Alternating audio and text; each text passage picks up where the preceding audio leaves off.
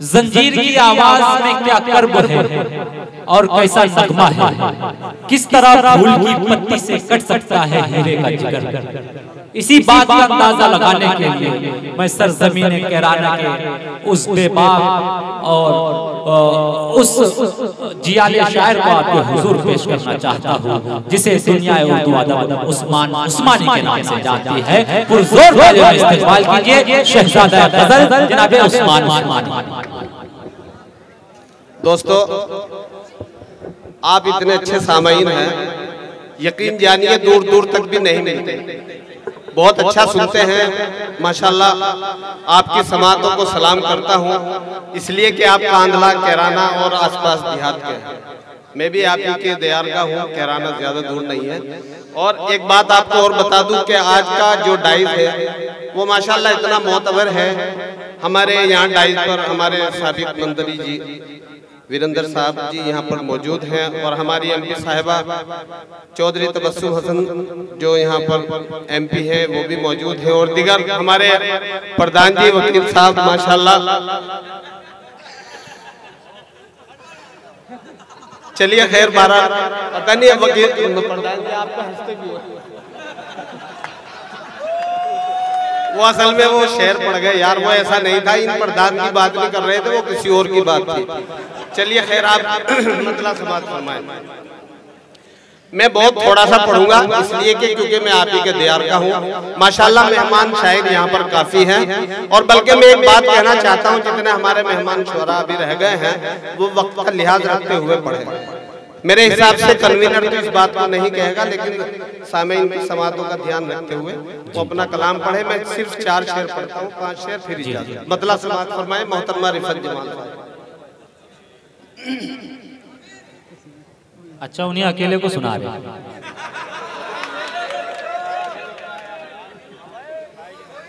कभी रुला के कभी मुस्कुरा के छोड़ दिया, क्या बात है।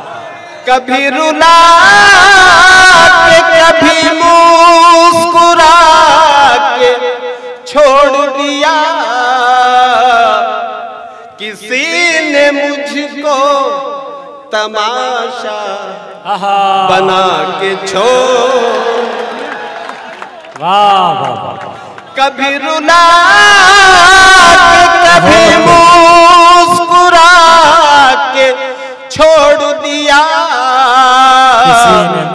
किसी ने मुझको तमाशा बना के छोड़ दिया। और मैं अपने दोस्त की मजबूरियों से वाकिफ हूँ।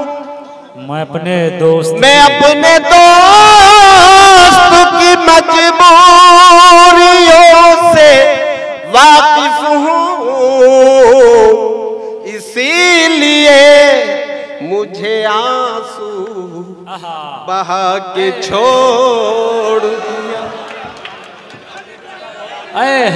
जिंदाबाद जिंदाबाद। ये हो रही है दोस्तों गजल की तर्जुमानी। वाह वाह वाह वाह। शुक्रिया दोस्तों, बहुत बहुत शुक्रिया। आपकी मोहब्बतों को सलाम, समातों को सलाम। जावेद भाई मेरे दोस्त, और मैं अपनी एमपी साहिबा को एक बात बताना चाहता हूँ। ये गजल जो मैं पढ़ रहा हूँ, नदीम जो आपके साथ आए हैं, खास तौर से उनकी फरमाइशें पढ़ता हूँ। जावेद भाई मेरे दोस्त बैठे हैं यहाँ पर, सुनिएगा। दोबारा से मैं पढ़ता हूँ इसको, शेर को। जी आता। मैं अपने दोस्त की मजबूरियों से वाकिफ हूँ, इसीलिए मुझे आंसू बहा के छोड़ दिया। वाह। और दोस्तों ये शेर भी, वफाए हुस्न के बारे में सोचते कब तक, वफाए हुस्न के बारे में सोचते कब तक, ये फैसला तो मुकद्दर पे लाके छोड़ दिया, ये फैसला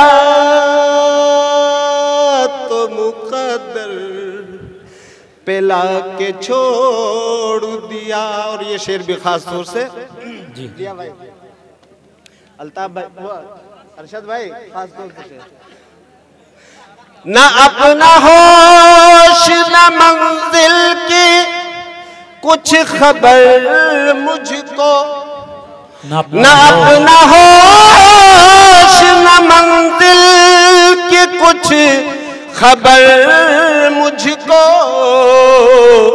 ये किस मकाम पे किस्मत ने लाके छोड़ दिया, ये किस मकाम पे किस्मत ने। दोस्तों, एक बहुत ही खूबसूरत सा शेर, खास तौर से मैं अरशद जिया साहब यहाँ मेरे दोस्त हैं, इनकी आंखों के लिए एक शेर पढ़ना चाहता हूँ, खास तौर से समाअत फरमाएं जी।